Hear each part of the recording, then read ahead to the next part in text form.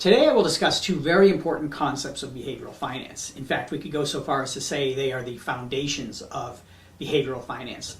The first is cognitive biases, sometimes called mental errors, that get in the way of good decision making.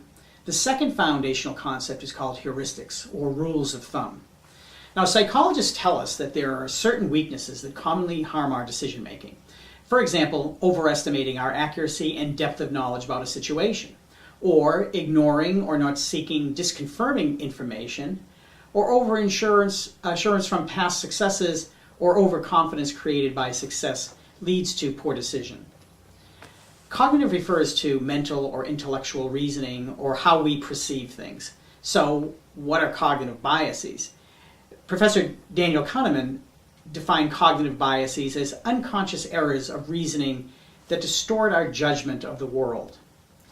Meyer-Statman, if you may remember from the first segment, Meyer-Statman defined the difference between standard finance and behavioral finance in the following way that addresses cognitive bias. People in standard finance are rational. They are not confused by frames. They are not affected by cognitive errors. They do not know the pain of regret, and they have no lapses of self-control.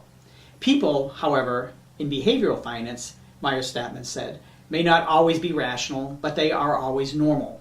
Normal people are often confused by frames, affected by cognitive errors or cognitive bias, and know the pain of regret and the difficulty of self-control.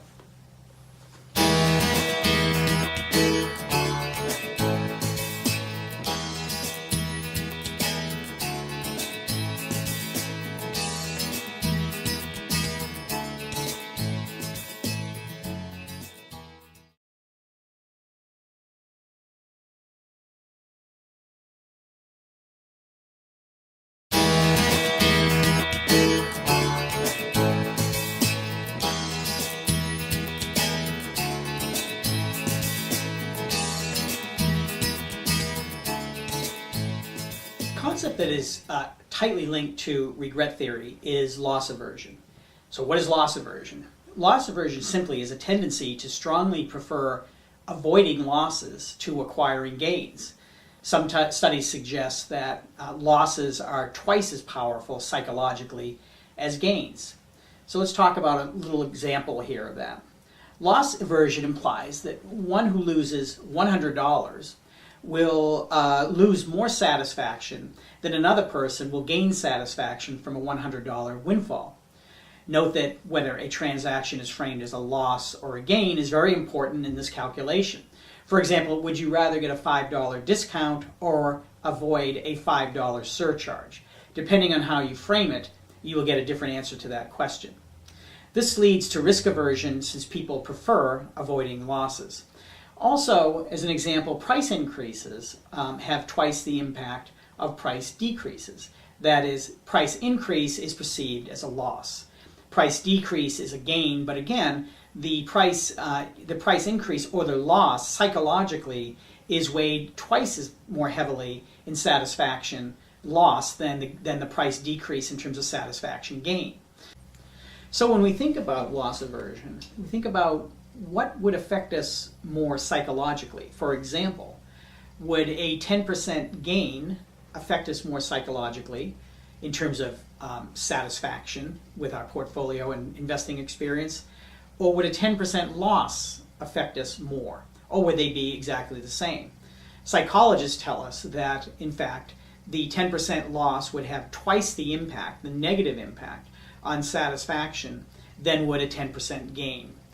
This, therefore, causes us to be investing and making decisions to avoid losses as opposed to optimize our portfolio to maximize our gains. You can see easily here that this could cause us to make very bad investment decisions.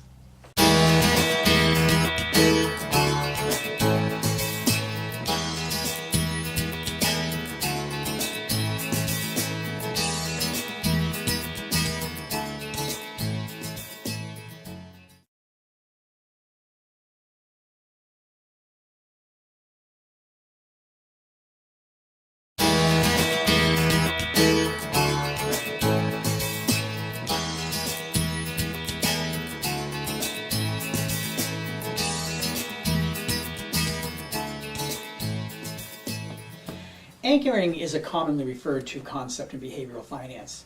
It's the use of irrelevant information as a reference for evaluating or estimating some unknown value or information. When anchoring, people base decisions on estimates on events or values known to them, even though these facts may have no bearing on the actual event or value. In the context of investing, investors will tend to hang on to losing investments by waiting for the investment to break even at the price from which it was purchased. But they anchor the value of their investments in the value it once had, and instead of selling it to realize the loss, they take on greater risk by holding it in the hopes that it will get back to the purchase price. Therefore, they are anchored on some irrelevant value. Maybe they feel that I should be breaking even, get back to the price that I bought it at. But in terms of the probability as to where the stock is going from that point forward, the price you purchase it at is irrelevant to the performance of the stock moving into the future. This is just one example of anchoring and how it affects the investor's decisions.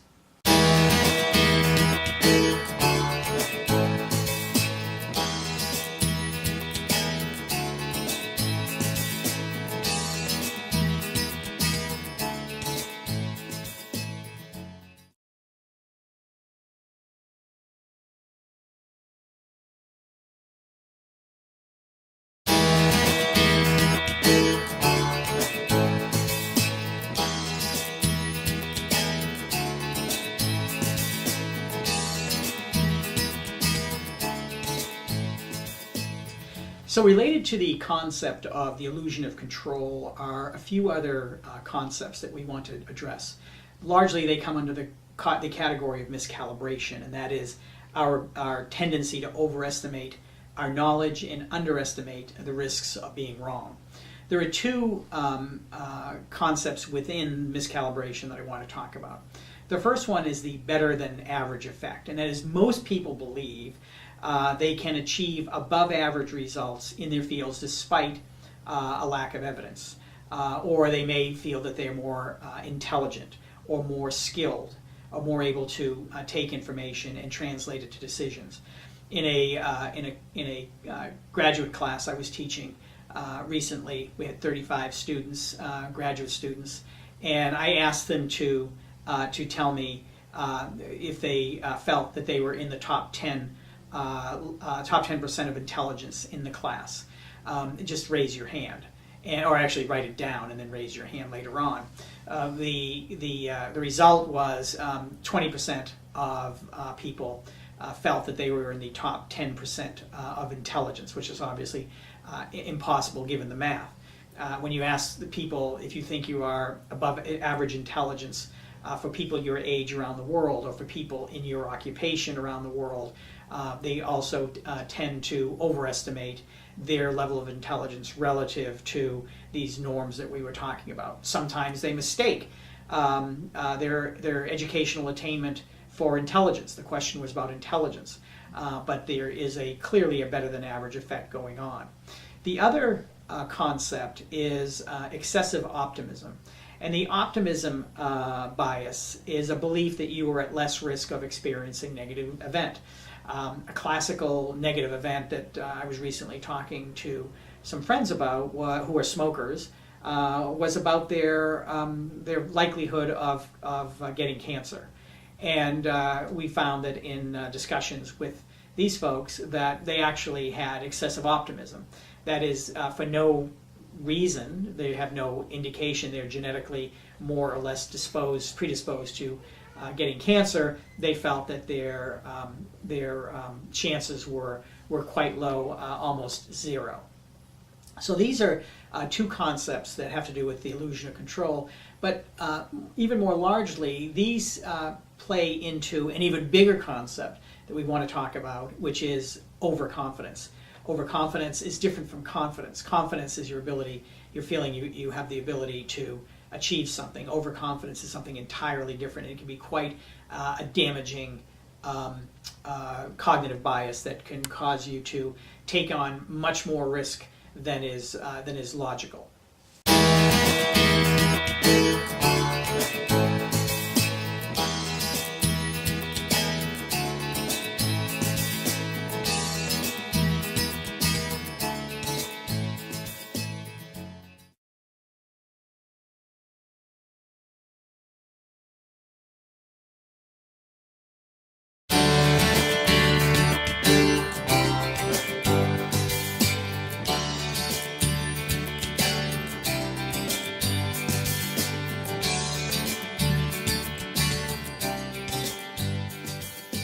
So the concept we want to talk about now is the illusion of control.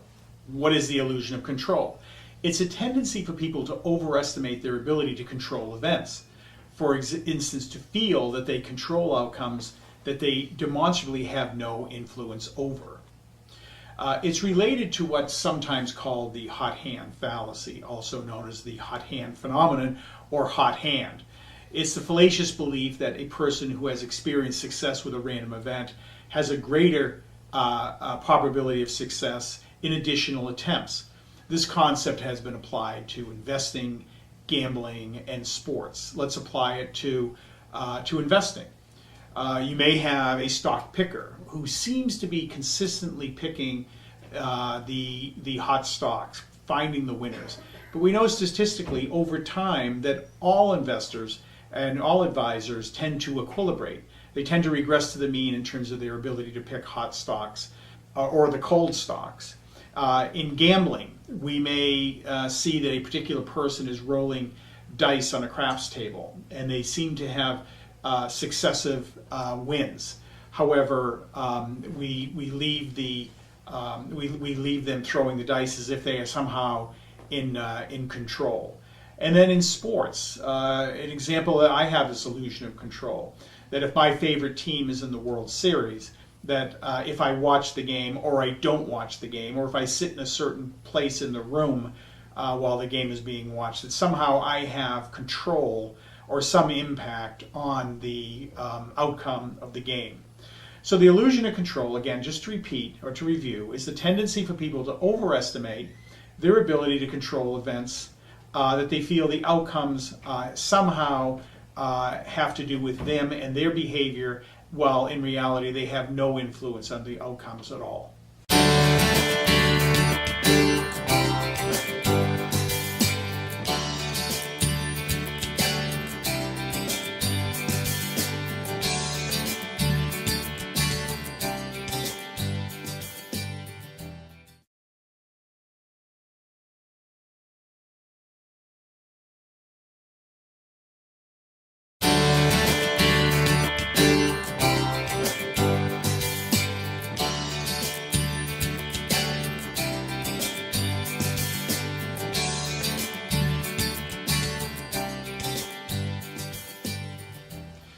So the first cognitive bias or error that I want to talk about is regret avoidance, or the theory of regret. So what is the theory of regret? If an individual evaluates his or her expected reactions to a future event or situation, for example, potentially losing money in the stock market by selling your stock, regret is the emotion caused by comparing a given outcome or state of events with the state of a foregone choice. Daniel Kahneman defined it as, regret is an emotion, and it is also a punishment that we administer to ourselves. The fear of regret is a factor in many of the decisions that people make. Do this, don't do this, you regret it, is a common warning that we hear. And the actual experience of regret is quite familiar to all of us. So as an example of how regret theory works and how it can distort our decision making, here at Boston Research Technologies, we were in the process of making decisions regarding which computers to buy for our new staff. The decision we had to make is, should we buy now or should we wait 6 months from now until new brands come out, new models come out. And so we were now, in a sense, frozen in indecision. We could, because we regret making the wrong decision compared to what we chose not to do, we could decide to do nothing. That could kill our productivity. That could cost us more money. Or we could decide to go ahead with it and avoid possible negative outcomes in the future. That is, the new computers we were thinking about were buggy, they were unstable, they were too expensive. So that's basically how regret theory works, and you can imagine how that could be applied to the field of investing. Should I sell a stock? Should I hold a stock? Often theory of regret freezes us in indecision. That is, we're so afraid of feeling regret, we tend to not do anything. So just to recap, As Daniel Kahneman said, regret is an emotion, and it is also punishment that we administer to ourselves. It's the fear of regret is a factor in many decisions that people make. Don't do this, you'll regret it. It's a common warning. And the actual experience of regret is familiar to all of us.